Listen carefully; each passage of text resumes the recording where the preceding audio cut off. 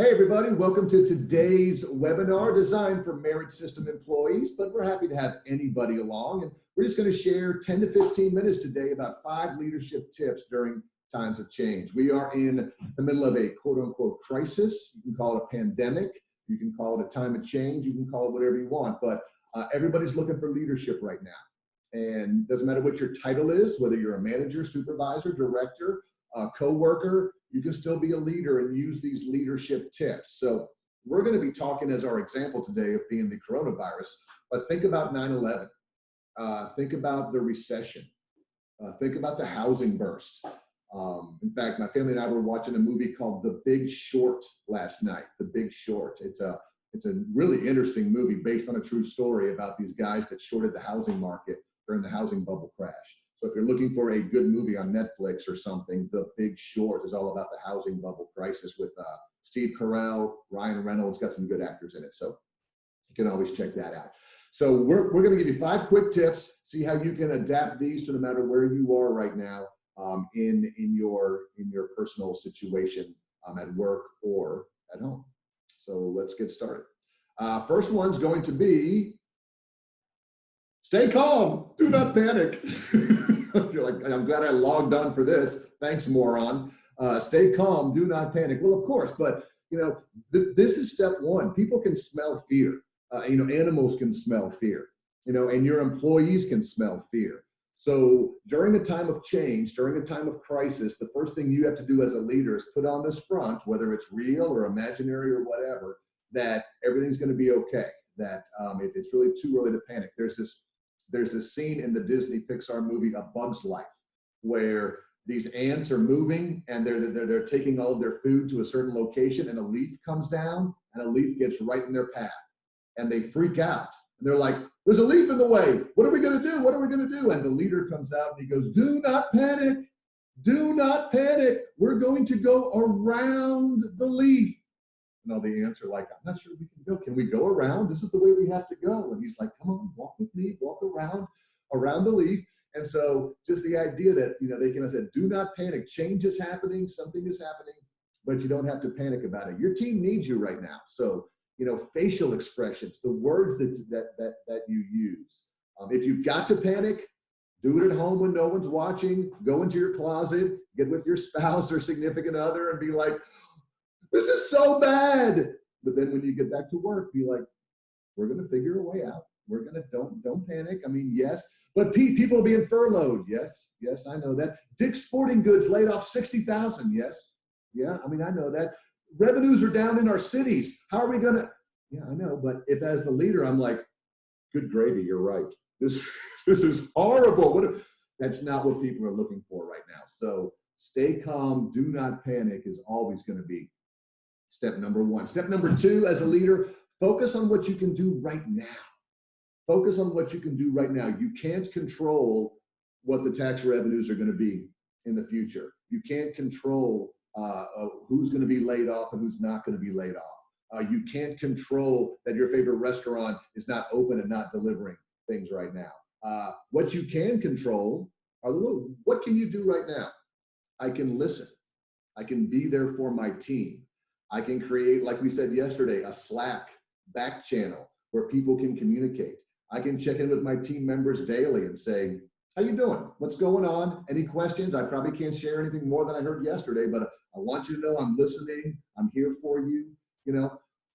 For those of you who may have family members who are being part-time or laid off or furloughed, what can they do right now? Start diversifying your skills. Start figuring out a way that you can get a second income.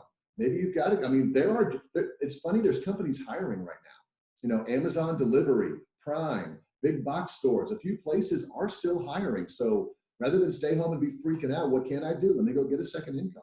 Let me get online and learn a new skill. Let me work on my PowerPoint thing. So as a leader, again, the little things you can do are really, really important.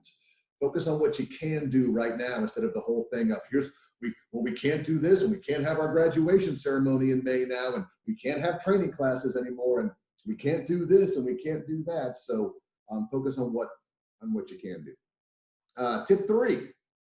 Let's see here. a little fluffy. I know not all of you are into fluffy right now, but engage the hearts and minds of your people. Here's what I mean by that. Relationships are probably most important right now. So whether you are a manager, a supervisor, or a coworker, be checking in on each other. Be really, when I was listening to Mayor Woodfin talk the other day on his teleconference to all the employees, there was a lot of questions coming in, or there were a lot of questions coming in on, why does my department have to be here? Why are we working? Why aren't we quarantined and all that? And he did a great job. He kept coming back and saying, you are an essential part of the city staying open. You are. So we have to get to the hearts and minds of people and remind them that what you're doing is making a difference. What you're doing is important. This aligns with our vision, mission, and values. So you're building relationships. You're kind of reminding people how essential they are. Because during this time, they may forget. I'm just working and doing it and all that stuff. You need to remind them that civil service it's a giving career. We all took jobs in civil service to serve. So remind that of people, connect with them, get inside their hearts. Yes, the logic part has to be there, but the emotional side needs to be there as well. So be there for them. Tip number 4, during this time as a leader or during any crisis, whether it's a housing crisis, the 9/11 crisis, a security crisis, the coronavirus crisis, don't be afraid to change lanes. All right, Patrick Lencioni has written a lot of books about team dysfunction and team culture and all that. Had a blog post yesterday talking about how the great leaders these days are able to shift on the fly. So think about us for a second. I'll just use us as an example. People think that all the personnel board training department does is classroom-based learning. That's all you guys do. You have classroom-based learning. You have classes at the Spark Learning Center. Well, now that that's not offered, what in the heck do y'all do? What do y'all do every day? What are y'all getting paid for? We need to be able to change lanes. Okay, doing these daily learning blasts was not a priority for us before this, but we're able to shift and say, what can we do? How can we offer things? How can we advertise it? So what project are you working on right now as a leader that you're like, well, this was the deadline that was given to me in January. We said this was important, and that's why it's got to be done by June. Well, everything has changed. So if you're staying in that lane and going, nope, this is the priority, some of your employees may be saying, why are we even doing this? They may not even be back at work in June. We have no idea what's going on. You know what we should be working on now is this. So again, this depends on your level of leadership and your management style and all of that. But I think it's true that sometimes you need to look at what your priorities were 3 months ago and stand back and look and say, our priorities now need to be marketing. Our priorities now need to be, how are we going to ramp back up when everything gets back to normal? Our priorities need to be to go to e-learning and electronic learning and get our skill sets up on how to do virtual classrooms. So again, these are, don't be afraid as a leader. Your people will understand if you go, I know I told you to work on X, but it's time to work on Y. So be willing and ready to do that. And the last tip number 5 is just as a leader, get a personal board of directors. I talk about this many times in different settings, but if you are really a leader and it is a time of change or a time of crisis, you can't do this alone. Who's your mentor? Who is in your small group? Who can you call? Whether it's a church group, maybe it's a bunch of other people who are your peers. Don't rely on your spouse and your coworkers. Like, I've got a board of directors, it's the people I work with. Find somebody in your area at your level who may be going through the same thing you're going through. Talk to them. Hey, how are you communicating with your people right now? Hey, have you heard about this thing called Slack? What are the pros and cons to that?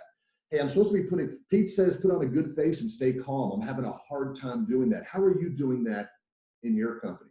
You know, I just met with someone who's on my board of directors yesterday. He called. He's in my inner circle of friends, doesn't work for the government, just someone I've known for a while that we connect with. And he was talking yesterday about how he had to lay people off from his organization.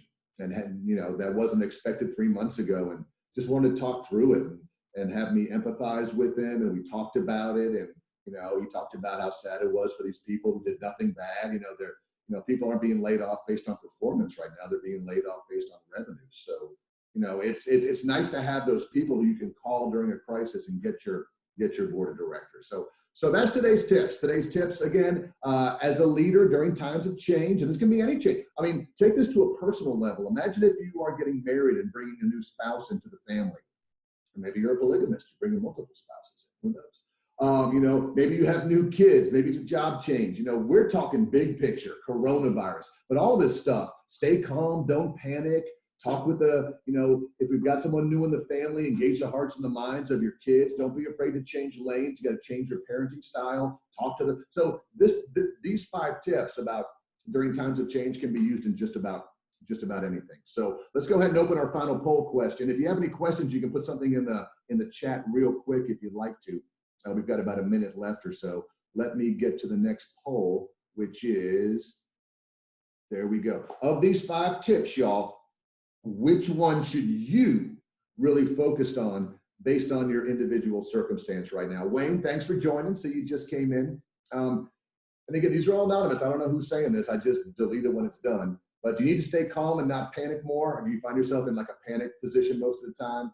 Are you focusing on what you can't do? Do you focus on what you can do? You need to communicate more with your team about their hearts and their minds and why civil service is good and all of that.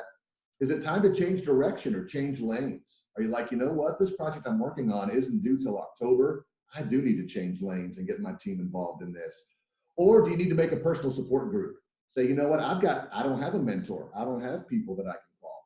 So take about, 30 seconds or so, choose one of those for me. While we're doing that, I'm going to remind everybody, we're going to do this again next week. On Monday, how to be an effective remote worker. So how can you, if you're working remotely, be more effective? Tuesday, we're going to talk about stress and burnout. So we'll talk about how to minimize that. Wednesday, we're going to be very specific about the merit system. We're still hiring. Jobs are still open. People are looking for transfers and promotion opportunities. So we're going to have a nice interview set up with a friend of mine who works in the recruiting department, the personnel board. We're going to talk about how does Workday work? And how do I apply for jobs? And how do I see what's out there and tell my people? So that's going to be on Wednesday. Thursday, tips to be productive working at home. And Friday, one of my favorites, words to avoid during a crisis. Words to avoid during a crisis. Things you don't want to say. So let's end the poll and share the results with you real quick and see what you all thought. Hey, we're all over the place, which is great. Thank you all. Some people need to stay calm more. Some people are going to refocus. The biggest answer was get with your team members, remind them how important they are, which is good. Make a personal support group. I like that. And forget changing direction. I just stay the course. It's the last thing I want to do right now is change anything. So thank you all. If I put number 5 in place, that'll help me with numbers 1 through 4. I like that. I like that. Yeah. If you make a mentor group or a board of directors, that'll help you with the other 4. Good point.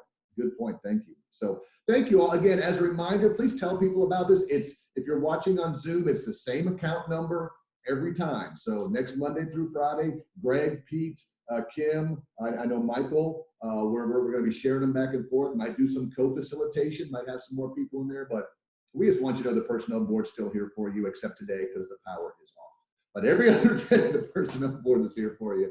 So thank you all so much. Have a great weekend. Happy Easter, everybody.